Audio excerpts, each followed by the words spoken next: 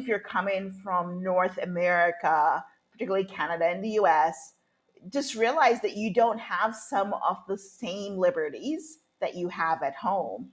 Many countries do not have a First Amendment, and do not think that you're going to go to another country and use a First Amendment. You can look at stories from various regions where people have been jailed or sent home or punished in some way for speaking ill of the country's leadership. I just tell my clients, don't do it. And if you're going to do it in your own house with people you trust and respect. Do not do it in public.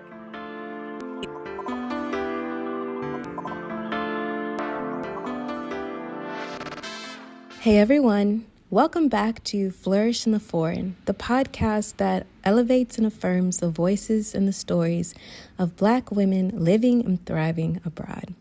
Why? Because we do this. We do this well. For those of you that have been listening for a while, you know what it is. And for those of you who've just joined us, welcome to the podcast. I'm your host, Christine Job, a Black American woman living and thriving abroad in Barcelona, to be exact. So welcome to the show. I just want to thank you all for the support that you have shown to the show. I appreciate you.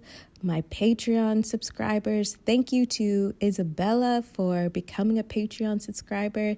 I appreciate you. Please consider becoming a Patreon supporter. I actually have something really cool that I'm going to share with you guys at the end of the show. If you haven't checked out the Flourish in the Foreign website, I urge you to do so because there is a cool interactive map on the website. The website is www.flourishintheforeign.com, and you can actually click on all of the pins that are currently pinned on the map. It will connect you to the podcast that's associated with that city. Isn't that cool? Yes, it is. Go check that out. If you have a question about moving abroad, living abroad, thriving abroad, getting a career abroad, please send me those questions via DM on the Flourish in the Foreign Instagram, which is @FlourishForeign. And I'm going to choose a question or two or three to answer on IG Live, maybe weekly, but we'll see how it goes. So on to our next story. This week we have Karla who is sharing her story, and honestly, Karla has lived in such interesting places. I'm going to let Karla tell you all about it.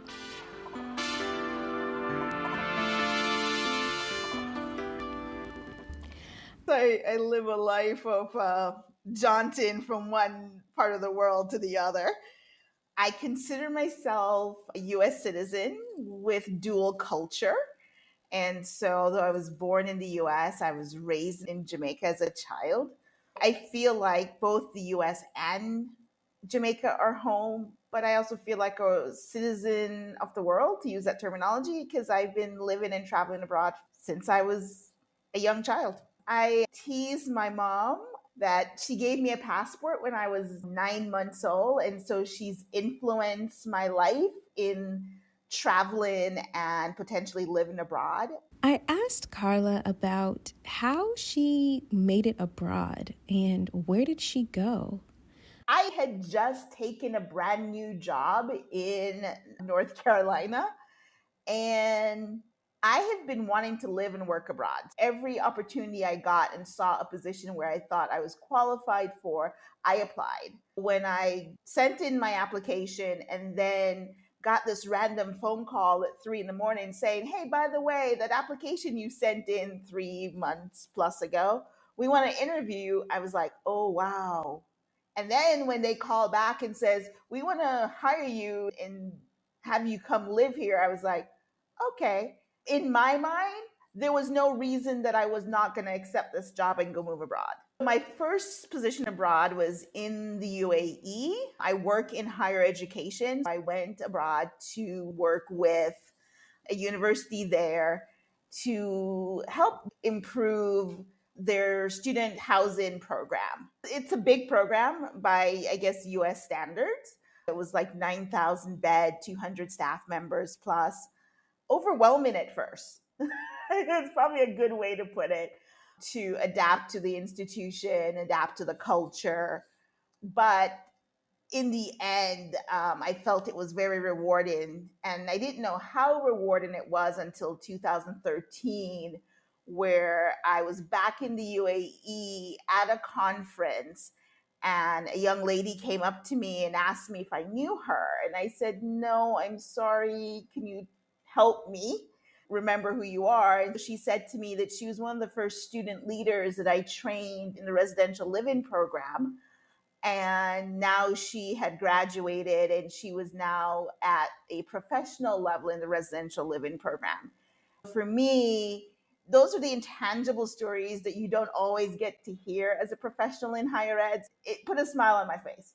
I spent 2 years in the UAE, and then after that, I returned to the US for roughly another 2 years at an unprecedented time. It was during the recession of 2008, and then I left the US again in 2012. So, after a professionally fulfilling time in the UAE, Karla was off again.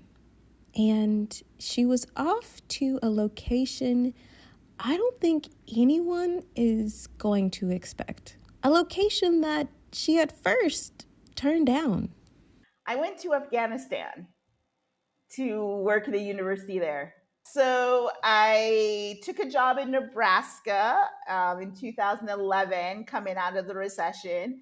It was a great position. I'm not going to deny that. It was a high level position, running the entire student affairs department, but I had the itch.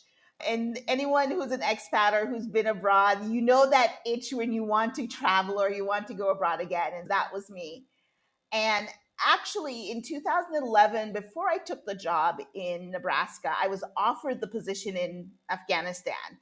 The day before I was required to give an acceptance, there was an incident. Basically, an incident is an attack, and it was on a hotel. And I, for lack of a better word, freaked out and said, "I can't go to a war zone." And I decided not to accept the job. A year later, the same position came open, and I was like, okay, this must be a sign I'm going. I reapplied, got accepted, and July 2012, I packed my bags and went to Afghanistan. This time, not being fearful. I would say I was in Afghanistan in a period of relative calm.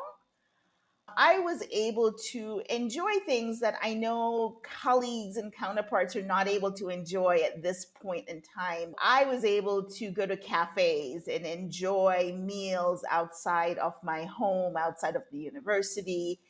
Occasionally went to the local market and shopped for groceries. I was at the university, I was doing student affairs work, I was being an academic advisor, I was teaching first year experience. I would write my lesson plans in cafes or gardens. I had opportunities to be out and about with the proper security, dressed appropriately, things of that nature.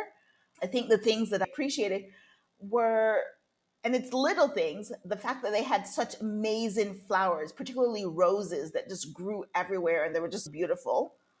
Some of the best pomegranates I've ever eaten, as well as watermelon. And it was a unique time and period there. I was there for roughly 14 months. I left out of the same reason why I didn't go the first time, was safety and security reasons. Things were heating up a bit when the political situation, as well as stability leading into a national election, had been increasing. And so, under the advice of wise people, they said, if you can, leave. And I heeded advice and left. Once I decided to leave Afghanistan, it was a packing up process. One of the things about being there, I had a small snafu. At the time, our visas were for 6 months at a time, and my visa was in the process of being renewed. I had to wait an extra week while we went and got a special exit visa for me to leave the country. After her adventure in Afghanistan and needing to leave quite quickly and suddenly, she found herself off to the Caribbean. a familiar region for her. And took a job in the Caribbean, in the island of Dominica, not to be confused with the Dominican Republic. I headed on a plane, flying through the UAE back home to the US to see my family, hung out, debrief, signed final contracts with an institution in Dominica, bought some supplies, then packed up and shipped off to the Caribbean, which in many ways for me, I was very excited about. It was in my mind, this was kind of a homecoming to the Caribbean, but just living on a different island and a different experience. Caribbean life, island life, there were things I was looking forward to. It was definitely a new experience in higher ed for me. I was going to work with professional students. This was a medical school. I had not worked with professional graduate level students in my career before, at least directly in this capacity. I truly enjoyed Dominica. It was definitely a slower pace of life, less worry than Afghanistan that I had just left. Lots of flexibility and freedoms. Learn different things like to drive on the opposite side of the road that I'm accustomed to, and driving on mountainside roads. Don't swerve the wrong way because then you're going down a cliff. I love the experience of being in a predominantly Black country and Caribbean life and the beach and the fresh fruits and seafood, things that reminded me of my childhood in many ways. Getting up at 4 o'clock in the morning to go to the market. I remember as a child, my grandmother used to do that. And every once in a while, I got the special treat of accompanying her. Now I knew why and understood the process of why she got up at 4 o'clock in the morning to go to the market, because that's when you get the best produce. You go any later in the morning and it's slim pickings, or the best part of the pickings are gone. After her stint in Dominica, she decided to take another job abroad, this time returning to Asia. I took a job at an institution in Singapore. With the exception of Dominica, all my jobs have been on continental Asia, just in different regions of Asia. And it was a return to the continent, but to Southeast Asia, which is very different. Singapore being very multinational, multilingual, a financial hub, an airport hub, and an institution that was growing, developing, providing the first opportunity for liberal arts education in the country, because they don't have what would be considered like a US based liberal arts style education there. This was an opportunity to help develop and build the services within that program. It was another overwhelming experience. I am the suburbanite. I grew up in the suburbs of Chicago area, and I liked the lush green, the quieter area. And that was one of the things I had to find for myself in Singapore when I, was doing the house hunting piece, was to find a location that was not in the heart of the city and not very noisy. This is a city state island nation that runs pretty much 24/7. I tell people it's like New York, it runs 24/7. That was really important to me. Be able to, what I call, go into the city for fun and entertainment, go to the major attractions, do all the things that I love, like theater and concerts. And Singapore is a foodie environment. You can find whatever you want. It can be as inexpensive as you want it to be, like roughly $2 US, to you can hit double, triple, quadruple digits in your meals in the country. Just depends on where you want to go and how much you want to spend. I spent 3.5+ years there, living and working. After Singapore, I took, for lack of a better term, a sabbatical. I spent roughly 8 months being location independent and really going between Malaysia and Indonesia during that time. And part of that was I spent a bit of that unwinding, but doing a job search for my next opportunity in international higher ed, as well as working on my business that I had just started, which is an expat coaching international consultant for higher ed business. And in January 2020, I moved to Bangladesh. I asked Karla what it was like living in Bangladesh. Bangladesh is an emerging country, otherwise, other folks call it a developing country. It's a country that is really on the move. I see construction happening around of new buildings, new hotels, and we're talking five-star brand name hotels from the US portfolio. And they're building a whole new metro system for the city, as well as out into some of the smaller outlying areas, new road infrastructure going in. Healthcare system, there's private and public hospitals. Private hospitals are probably a little bit better for expats than the public ones. The infrastructure here struggles a bit, but what I've noticed thus far is the people here are friendly, they are resilient. This is a country that is prone to some floods or has been through some other things. The country's taking care of part of what's happening with the Rohingya crisis. The Rohingyas have crossed into Bangladesh, and Bangladesh is working with the UN and various other organizations to serve the refugees in that situation. Due to the pandemic, I've been shelter in place since the middle of March. I had about 4 to 5 weeks of being out and about in the city, trying to learn where to grocery shop, where to buy small things for my apartment.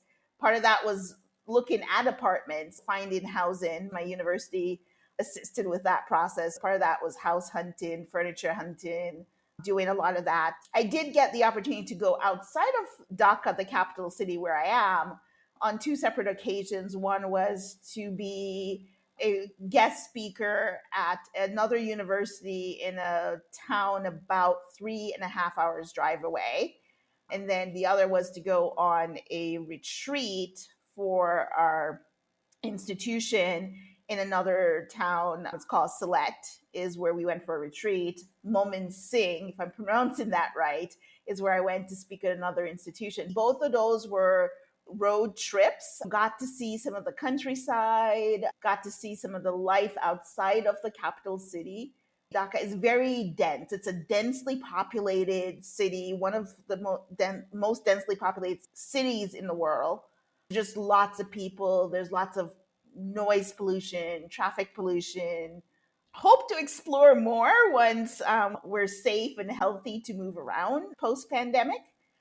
I asked Karla what spurred her to create her own expat coaching and international higher ed consulting business.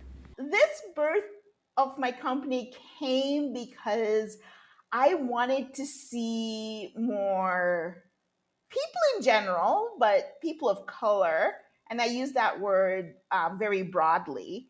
That includes Latinas, African Americans, Africans. I wanted to see more people in higher ed abroad. I find that my circle in international higher education, I don't find many people that look like me. I felt like, okay, I need to recruit some folks to be here with me. It's over the years, either myself or I've watched others or I've heard stories of people not always understanding and being prepared to move and live abroad. And the other part that I've heard is you work in higher education abroad, you work with students, college students abroad. How did you do that? We didn't know we could do that. Most think that you have to speak the language. And they said, no, that's not always true. We do expat coaching and guidance. What I do is I spend time with aspiring expats in particular, helping them understand a couple pieces of the puzzle. One is purpose, values, strengths, weaknesses of moving abroad. What are you bringing to the table, in other words? What is your purpose for doing this? Is it quality of life? Is it financial? Is it well-being? What are those things? Because those things need to match up to our next topic, which is geography. Where do you want to go?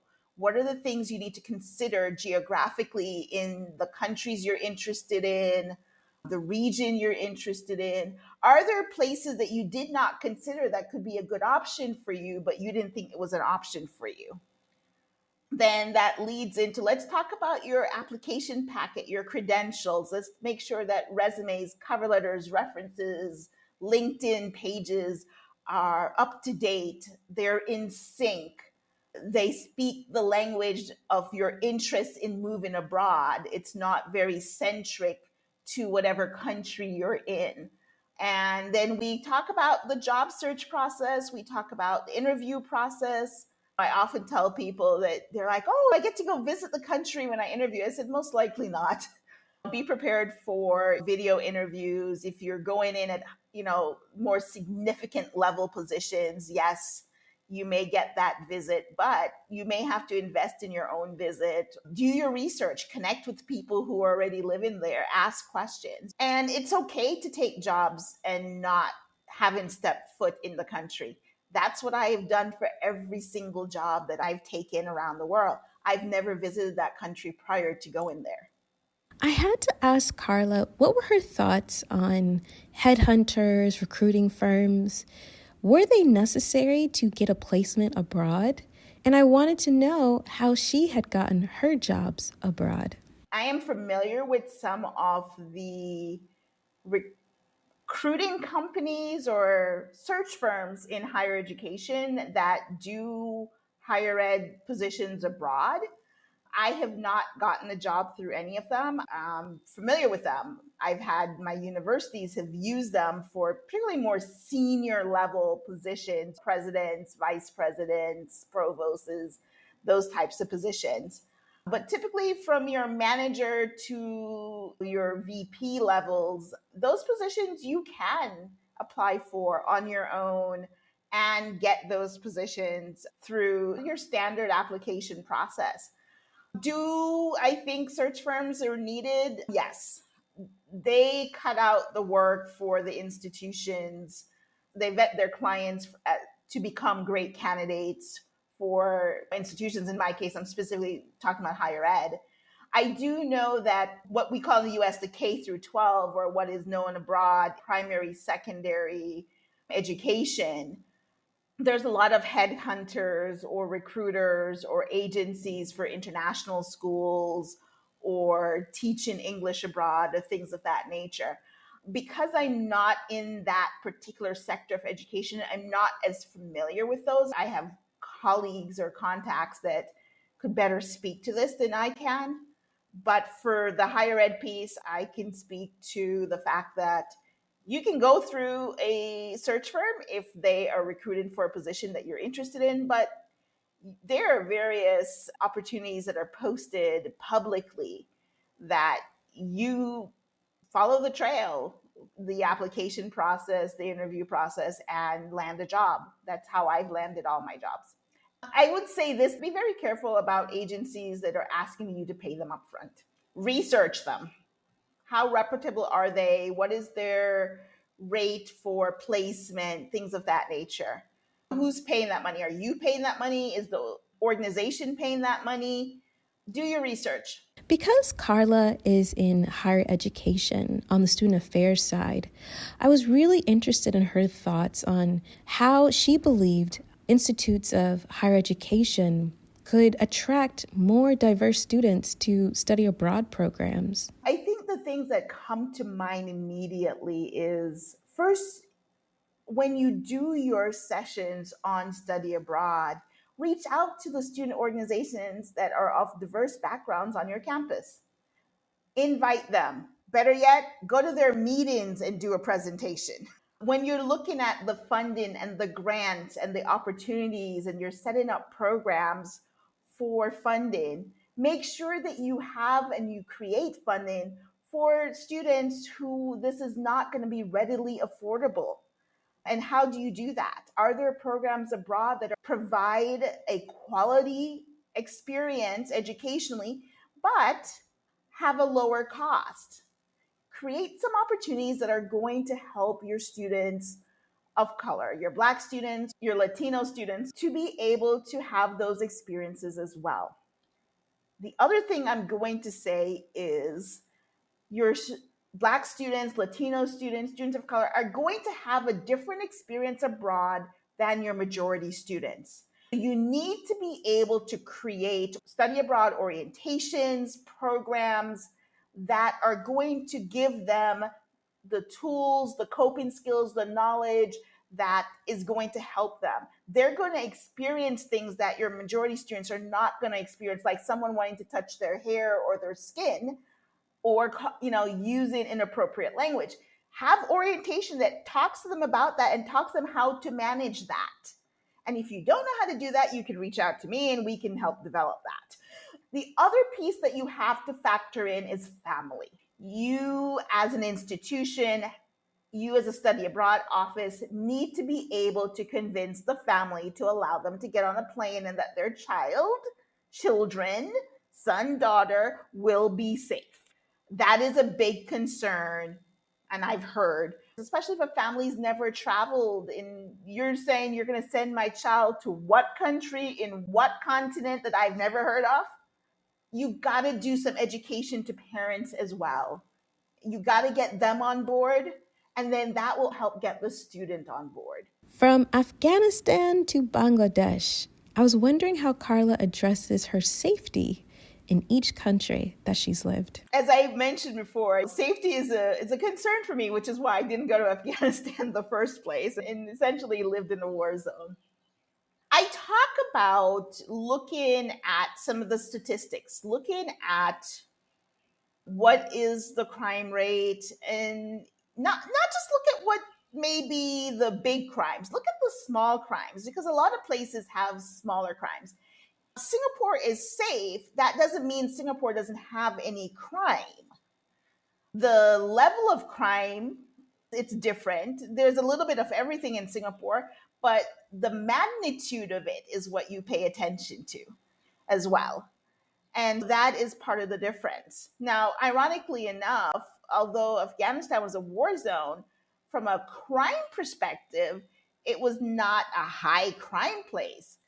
I mean, there was a lot of other crimes that happened, things that many of us consider against human rights and things of that nature. You look at human rights statuses, you look at what some organizations are saying about this particular country, and evaluate those things. Look at them in the context of your own values. Can you go to a country where X is happening or Y is happening? Will that trigger value challenges for you? Or is that what you want? Do you want to go to a country where you can help push that country to a different level? Again, within context, because you have to take into consideration what freedoms and liberties you may have as a foreigner in that country and which ones you don't. I asked Karla how had the local politics of the countries that she's lived affected her day-to-day life as an expat. I think the place where I found that the most was Afghanistan, because I left because of politics, because of an upcoming election. I would have liked to stay. I enjoyed my job there and working with the students there. I think in other places, what I have been consciously aware of is my liberties and what the laws of the country are that I need to abide by. And I advise my clients the same way, especially if you're coming from North America, particularly Canada and the US. Just realize that you don't have some of the same liberties that you have at home. Many countries do not have a First Amendment, and do not think that you're going to go to another country and use a First Amendment. You can look at stories from various regions where people have been jailed or sent home or punished in some way for speaking ill of the country's leadership. I just tell my clients, don't do it. And if you're going to do it in your own house with people you trust and respect. Do not do it in public. I don't feel like I have been negatively impacted in any of the places that I have been, because I'm very conscientious of where I'm going and what I need to pay attention to. Understanding the culture, just like how you're going to learn your job whether that job may be that you're an entrepreneur in a specific country or you are an employee in a specific country. You have to learn the culture of that country and what is acceptable and what's not, and connections with local acquaintances, friends, colleagues will help you develop some of that knowledge. I was also curious to see if the politics of the United States, her home country, had any kind of effect while she was living and working abroad. What my home country does, it impacts the world. I mean, let's just be frank. What is said, what is done has a ripple effect, and you can see that. I do say that people tend to be very friendly and warm to US citizens in general, but I have noticed a slowing down of that. It doesn't stop me from traveling or being at somewhere, but I have taken notice. People tend to question me more in the past 2 to 3 years about why is this happening in your country? Why is the leadership of your country saying certain things? And I don't have answers. Sometimes I say, actually, I don't know. You and I are both at a loss. But I think it comes and goes, depends on who the leadership of our country is and what is the diplomatic and foreign relations policy that we put out. Karla has extensive experience working around the world and also having her own business. I was wondering, how did she manage her tax obligations while being abroad? For me, as a US citizen, I am required by US law to file my taxes every year. Now, whether or not I pay taxes, that depends on the particular tax laws for that particular year. I have a tax accountant who I send her all the data every year, and she figures it all out for me, asks me additional questions, and makes sure it's filed properly. She now does that not just for me personally, but for the business. The business is based in the United States, but we still have other implications when we work with clients from different locations that may be paid in different currencies. From the perspective of investment and retirement, I hang on to my 401ks or my IRAs and make sure I'm saving in that capacity. I always have what I call a cash rainy day account that I can tap into and use for emergencies, including, I know there are people who are against credit cards, but I will tell you, you need to have an emergency credit card when you are abroad because sometimes your cash will not get you anywhere. Because Karla is a veteran expat and she has an expat coaching business, I was wondering if she could break down the components of an expat package. Look at more than just salary. And I think people tend to just say the salary, the salary, the salary. No. Look at the benefits. What is the insurance? Is there a housing allowance? Is there a car allowance? Are there other allowances that they provide you that adds up to the overall package that is very sustainable for you or your family versus looking at just the cash amount? Especially when you're working in, for example, emerging countries, your cash salaries are not going to be the digits you may want them to be. But are there other things that compensate, such as a low cost of living, such as they provide you housing, such as they are paying for schooling for your children? What are the other things that you have to look at to figure out, is this workable for me? It's not a one size fits all when it comes to offers and packages. Whether you are solo, whether you're a family, what's the cost of living in the country? For example, Singapore, the cost of living, it's relatively high for expats. The most expensive commodity is housing that you're going to spend money on. Does your package include housing? Does it not? If it doesn't, does your salary is equivalent enough that you can find an appropriate housing accommodations for your needs? And that means solo or family. Sometimes you have to make sacrifices in order to move to the country you want. Not only has Karla lived around the world, but she's also traveled around the world extensively. And I wanted to know, what was her experience being a Black woman abroad? I don't think I've ever been anywhere that I would say hyper aware. I think the Middle East, I had experiences that were relatively positive. And I think part of that has to do with passport privilege. The first impression is that I'm not an American, but when I open my mouth and speak, or when I tell them where I'm from, then the privilege kicks in on the other end, good, bad, or indifferent.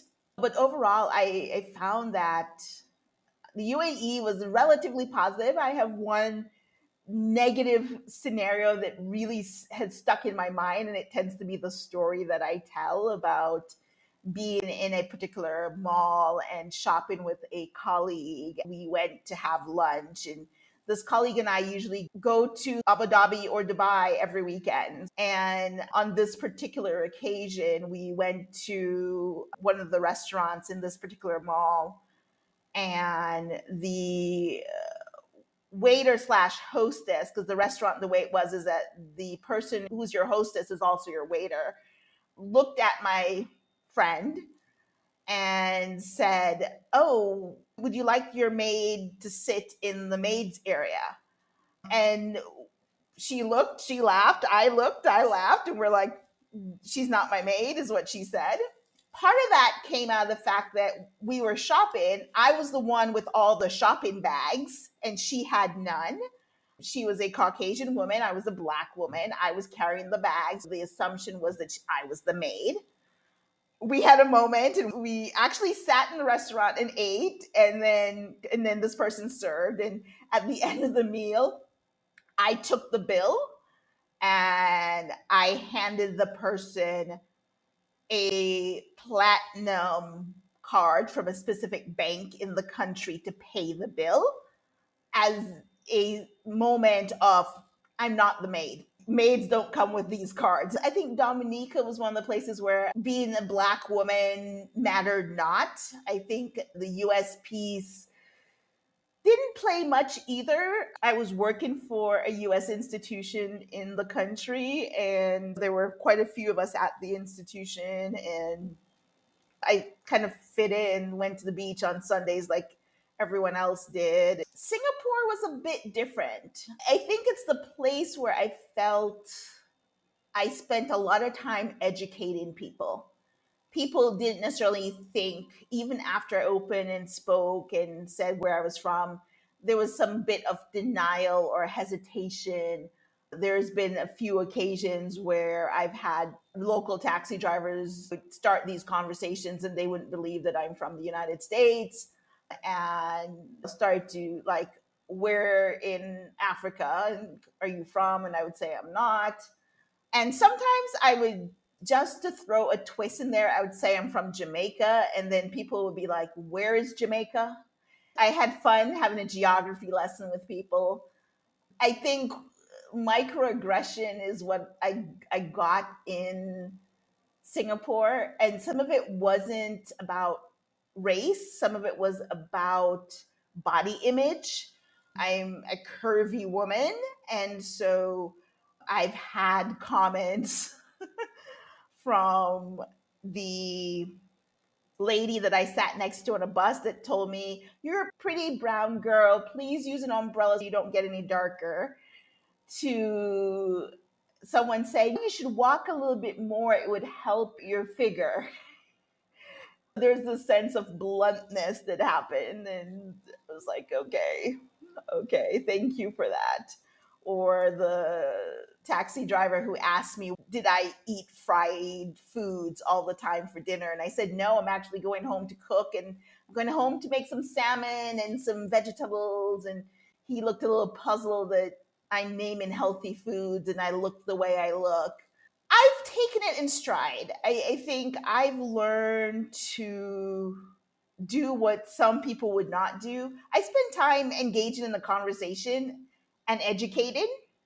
Some people will not do that. Some people will ignore. I do ignore sometimes. Some people would take a more aggressive approach. I tend not to. If I don't want to have the conversation, I just ignore them. I just said, look, I don't want to talk today, and leave it at that. I was also curious to know what was dating like from region to region and what her experience had been. My philosophy on dating is I date who likes me. And I know that is very broad. That means I date outside my race. If folks really want to know the blatant truth, I date who likes me. And I look at it as a date. These are opportunities to meet potential suitors. But I have not made that a huge focus. Now, I will say that in the past almost 8 years that I have been living out consecutively, I did get married and divorced while I've been abroad. And no, I did not marry a US citizen. I did marry someone of my race, and it didn't work for a variety of reasons, but that has not discouraged me from continuing to date. I took some time to heal from my divorce, and I am now back at the place where I'm open and willing to date and willing to potentially look at long-term relationship that may lead to another marriage. I go out and enjoy myself. I do a lot of things solo, whether that's going to the movies, five-star restaurants, traveling.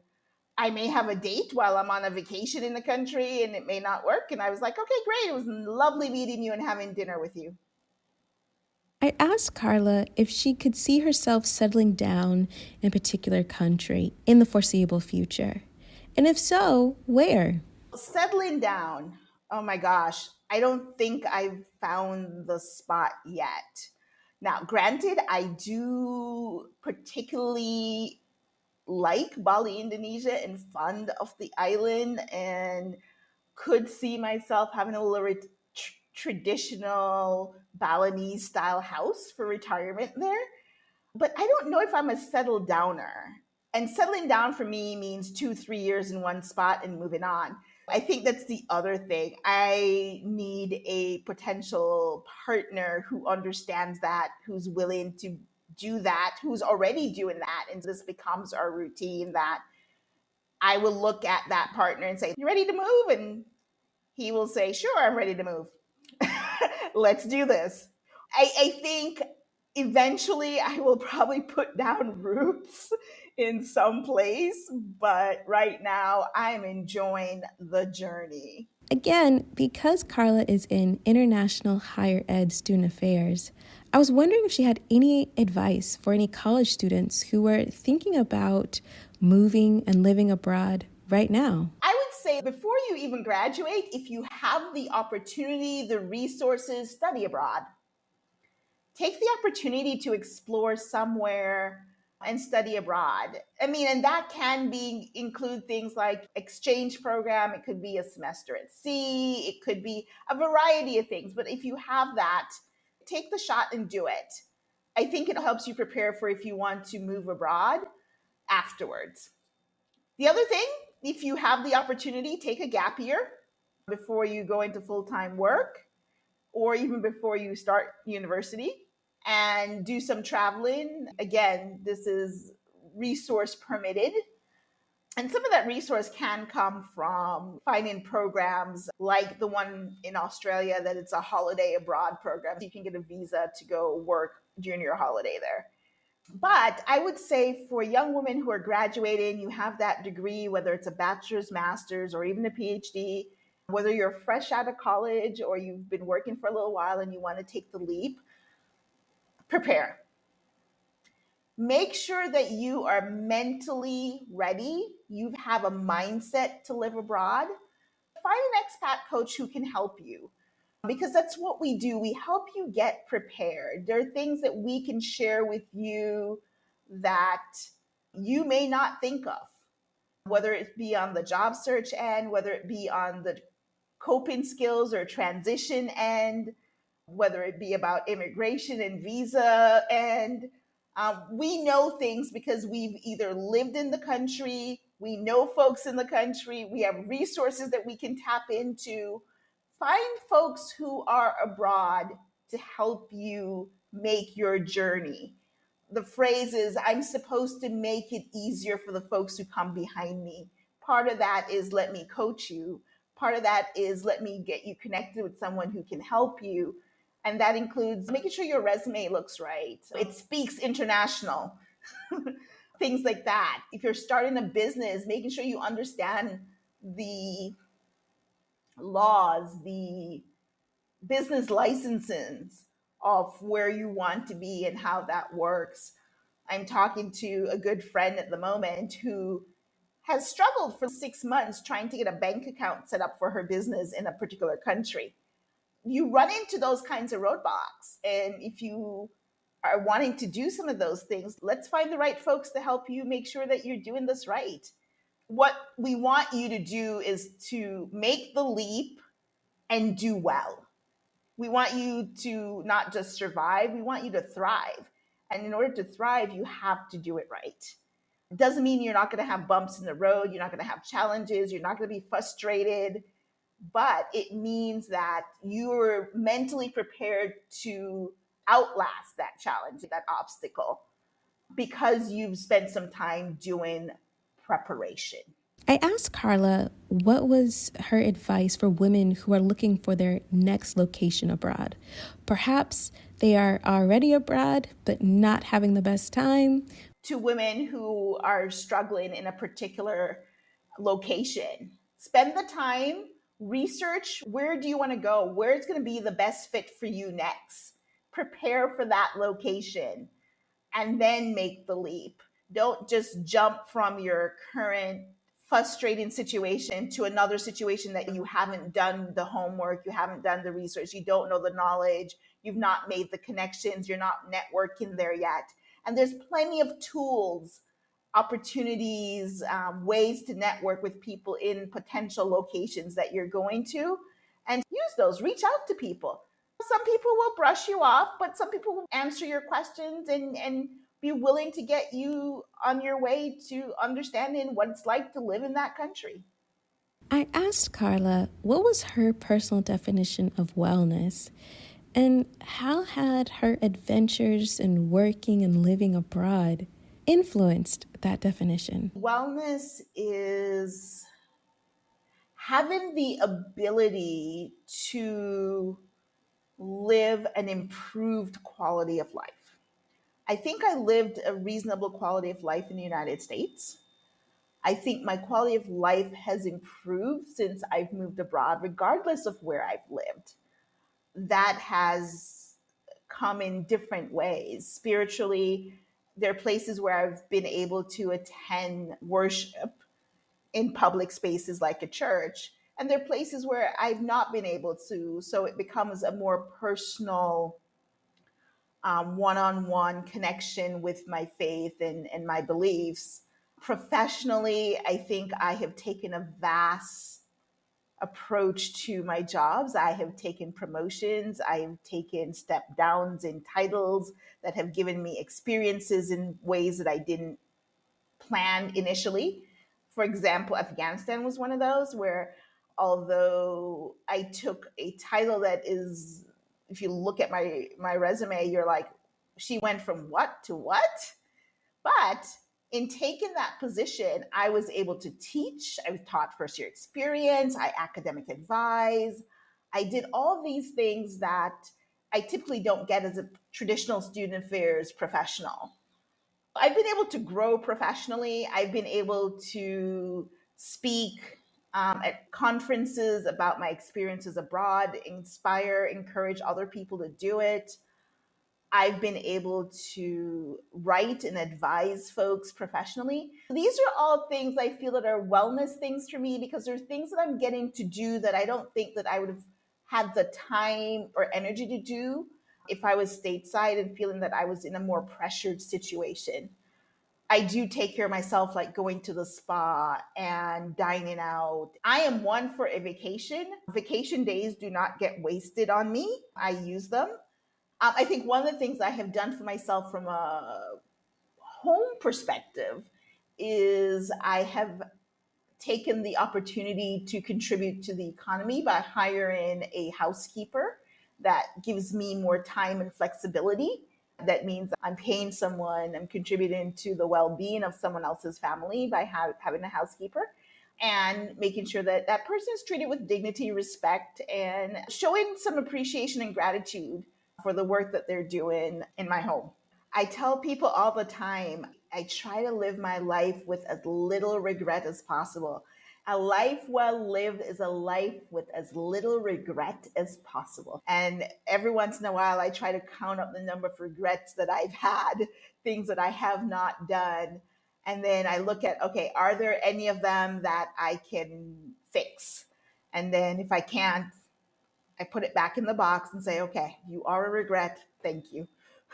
Thank you, Karla. What a great story. What great advice as well. Thank you. If you want to keep up with Karla, please follow her via her social media. You can find me at my personal Instagram, which is TravelGal45. You can find my company, Roseapple Global, on Instagram at roseapple.global, at Twitter at Roseapple Global. Our website is roseappleglobal.com.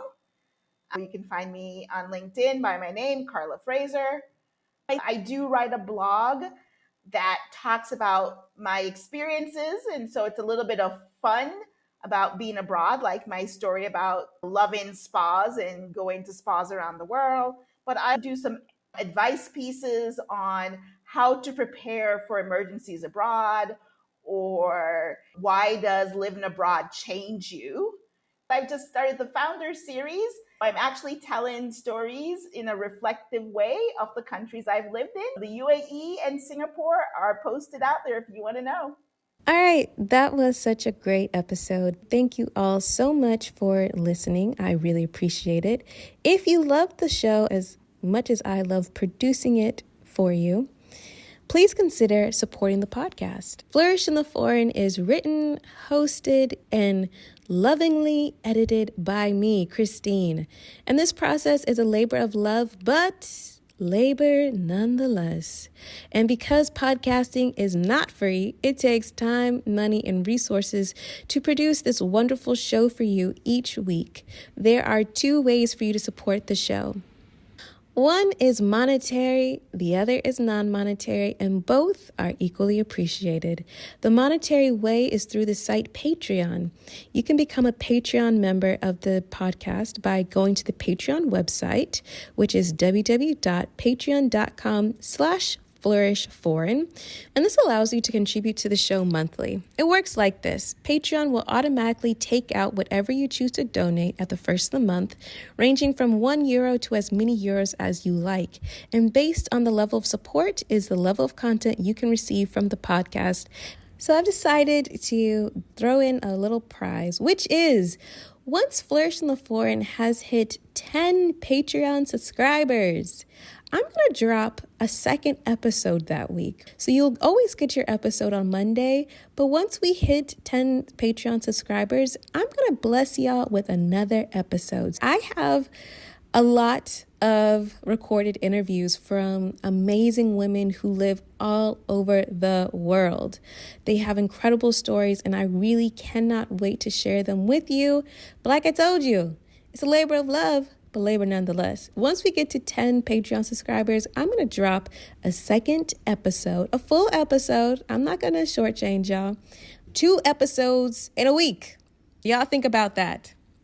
And if you choose to support the podcast through Patreon, I will, of course, shout you out on the podcast. Also, if you're saying, hey, Christine, I want to contribute monetarily, but maybe I don't want to be in a super committed kind of relationship with you just yet, that's okay. Flourish in the Foreign now has Cash App. So you can Cash App the podcast to show your appreciation and your support. Flourish in the Foreign Cash App is Flourish Foreign. There you go. That's it. It's easy. Flourish Foreign, that's Cash App. If you want to do kind of like a one-time kind of thing, no worries. It's all appreciated.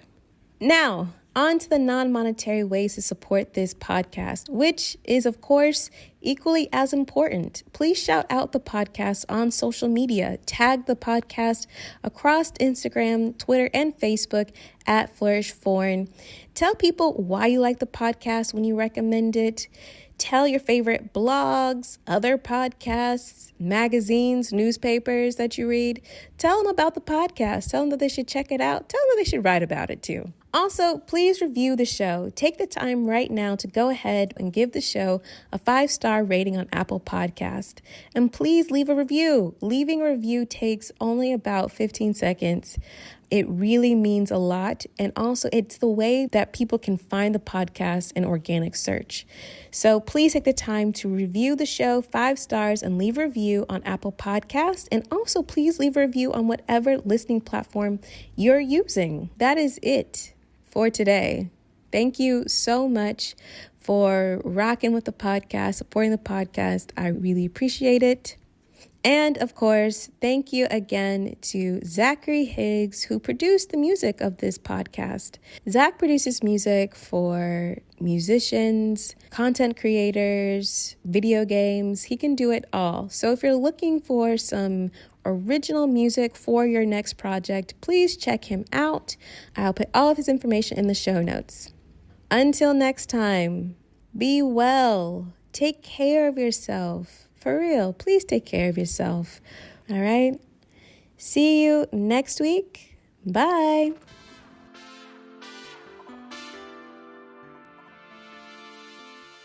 On the next episode of Flourish in the Foreign. It's very dark here. The shortest day of the year is 4 hours long, 4 hours of sunlight, which if you're not used to that, and I don't know if really people are used to it as much as they just know it's coming and they try to prepare themselves mentally.